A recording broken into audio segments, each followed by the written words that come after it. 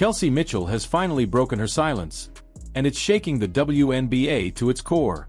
For years, she's been the quiet engine of the Indiana Fever, the player who endured the losses, the coaching changes, the empty arenas, and the long nights when Indiana was little more than the league's punchline.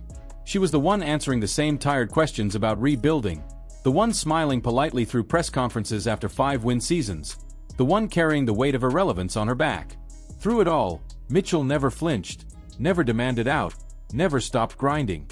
But when she finally opened up, when she finally dropped the mask of cliché and spoke her truth, every word carried the weight of someone who has lived both the misery and the miracle.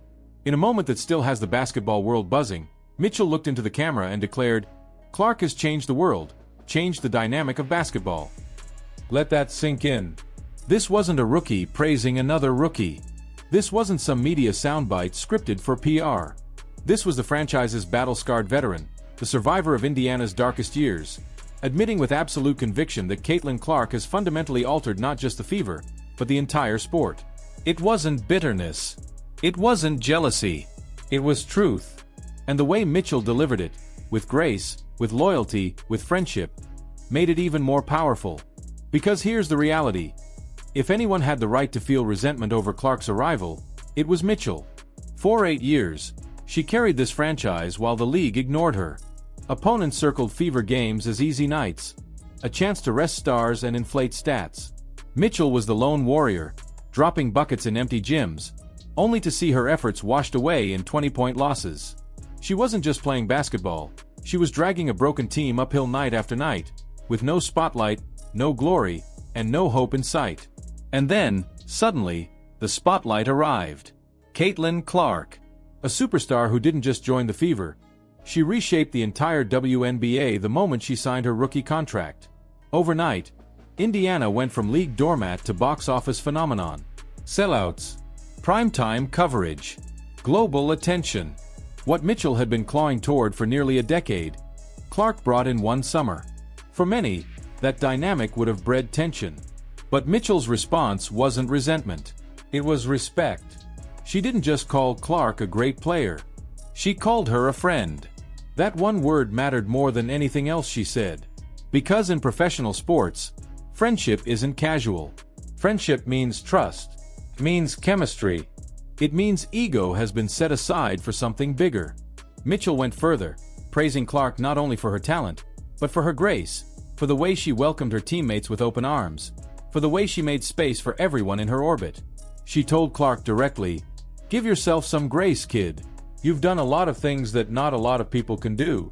From me to you, I'm always going to be a fan. I'm always going to be in your corner. I'm always going to be in your backcourt." Think about that. The veteran who bled for this franchise, who had every reason to guard her throne, is now saying to Clark, "I'm with you. I believe in you. I'll fight beside you." That's not just leadership, it's legacy. Mitchell also pulled back the curtain on the Fever's evolution.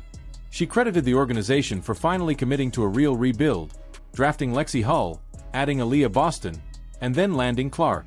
She said it felt like a match made in heaven.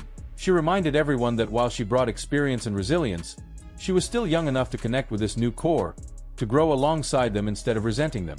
And with Clark, she admitted what everyone sees but few veterans are willing to say. Doors that were once locked are now wide open. The sellouts, the endorsements, the national coverage. The WNBA doesn't look the same because Caitlin Clark exists. And Kelsey Mitchell, the one player who could have downplayed that reality, chose instead to amplify it. What makes her statement seismic is what wasn't in it. No shade, no sarcasm, no passive-aggressive digs like we've seen from other veterans. Asia Wilson throwing subtle jabs, Cheryl Swoops dismissing Clark's impact, commentators questioning her toughness. Mitchell avoided all of that. She elevated Clark without diminishing herself. She reminded everyone, subtly but firmly, that before Clark, she was the one keeping Indiana alive. Without her, there may not have been a franchise left for Clark to transform. She didn't surrender her own legacy. She contextualized it. She positioned herself not as the star left behind, but as the pillar who kept the building upright long enough for reinforcements to arrive. And it's paying off. This season, Mitchell has played the best basketball of her career, earning MVP finalist consideration and finally receiving the flowers she's deserved for years. She's not just thriving individually, she's thriving because the culture around her has shifted.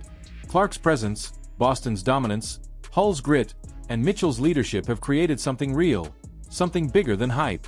Mitchell even touched on Clark's sense of humor, revealing a side of her that the public rarely sees.